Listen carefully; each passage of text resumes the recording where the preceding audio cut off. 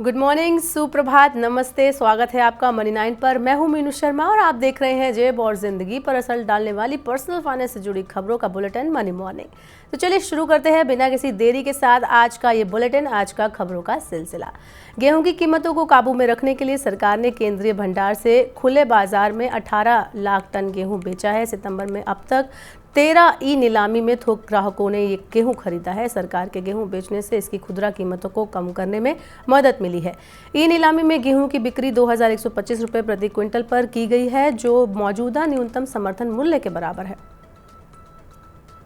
Bank ग्राहकों की शिकायतों का तुरंत समाधान सुनिश्चित होगा। आरबीआई ने सभी बैंकों को उपभोक्ता केंद्रित दृष्टिकोण विकसित करने का निर्देश दिया है।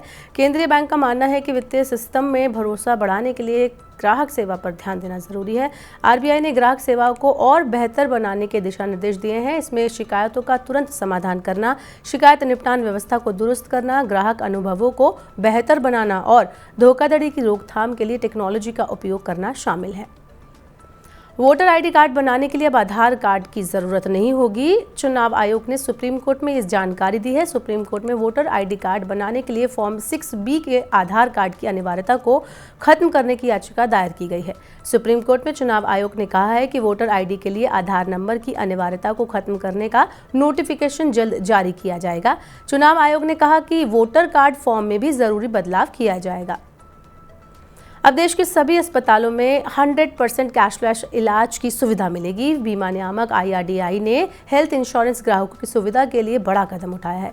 सभी अस्पतालों में कैशलेस सेटलमेंट व्यवस्था लागू करने के लिए IRDAI ने जनरल इंश्योरेंस काउंसिल का गठन किया है।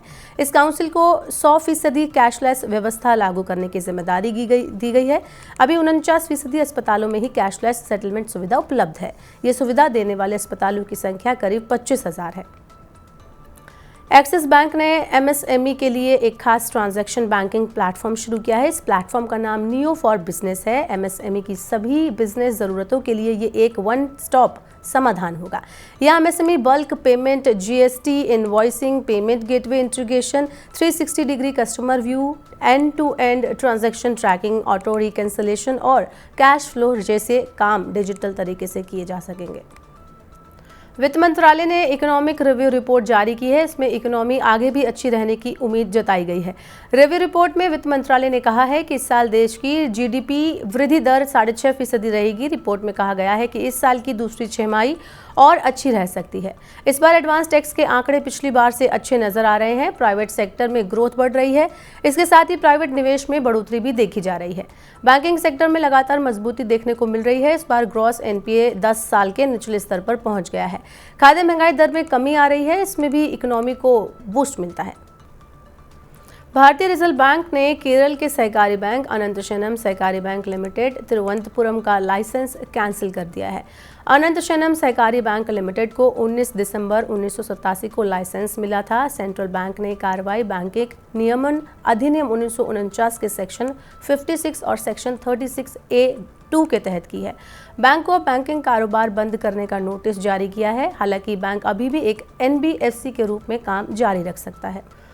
आर्थिक आज़ादी रैंकिंग में भारत एक पायदान फिसलकर 87वें स्थान पर आ गया है। 165 देशों वाले आर्थिक आज़ादी इंडेक्स में पिछले साल भारत 86वें स्थान पर था। कनाडा के फ्रेजर इंस्टीट्यूट ने दिल्ली की सेंटर फॉर सिविल सोसाइटी के साथ मिलकर भारत में ये रिपोर्ट जारी की है। इस रेटिंग में 10 के जितना करीब स्कोर होगा, आर्थिक आज़ादी का स्तर उतना ही बेहतर होगा। रिपोर्ट के अनुसार इस रेटिंग में सबसे ऊपर सिंगापुर है। इसके बाद Hong Kong, Switzerland, New Zealand, America, Ireland, Denmark, Australia, Britain और कनाडा है। रैंकिंग में चीन 111वें स्थान पर है। वेनेजुएला एक बार फिर अंतिम स्थान पर रहा। फेस्टिव सीजन नज़दीक आने के साथ ऑनलाइन फ्रॉड से जुड़े मामले बढ़ गए हैं। सबसे ज़्यादा financial fraud QR code, OTP और डेबिट क्रेडिट कार्ड लेन देन से जुड़े हैं। कुल फाइनेंशियल फ्रॉड में इनकी हिस्सेदारी करीब 77% है। फ्यूचर क्राइम रिसर्च फाउंडेशन ने अपनी रिसर्च में ये खुलासा किया है। बेंगलुरु पुलिस के मुताबिक इस साल की पहली छमाही में QR कोड घोटाले से जुड़े 7,000 से ज़्यादा ऑनलाइन मामले दर्ज किए गए। साल 2022 में बेंगलुरु में 9,940 साइबर अपराध सामने आए। इसमें से लगभग 1,300 QR कोड से जुड़े थे। अदानी समूह को महाराष्ट्र में स्मार्ट मीटर लगाने का ठेका मिला है। स्मार्ट मीटर लगाने के लिए महाराष्ट्र राज्य बिजली वितरण कंपनी लिमिटेड ने कुल 6 टेंडर दिए हैं। इनमें से 2 अदानी समूह को मिले हैं। अदानी समूह को भांडुप, कल्याण, कोकड़, बारामती और पुणे में स्मार्ट मीटर लगाने का ठेका मिला है। कंपनी कुल 115 लाख स्मार्ट मीटर लगाएगी। अब चलते चलते आपको बताते हैं एक अच्छी खबर। भारतीय रिजर्व बैंक के deputy governor Michael D Patra का कहना है कि भारत 2027 तक 5 लाख करोड़ डॉलर वाली अर्थव्यवस्था बन जाएगा। ऐसा बड़ी जनसंख्या और वित्तीय क्षेत्र के विकास की गति के कारण होगा। आरबीआई गवर्नर ने कहा कि भारत 1.4 अरब की आबादी के साथ दुनिया में सबसे ज्यादा आबादी वाला और सबसे युवा देश है, जिसका लाभ बहुत जल्द ही मिलेगा। तो आज के मनी मॉर्निंग के बुलेटिन में बस इतना ही। अपने काम की जरूरी खबरें देखने और समझने के लिए सब्सक्राइब करें हमारे यूट्यूब चैनल को।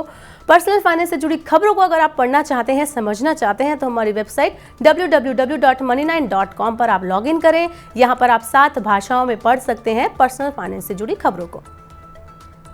वहीं खास कार्यक्रम अगर आप देखना चाहते हैं तो मनी 9 के ऐप को जरूर डाउनलोड कर लें।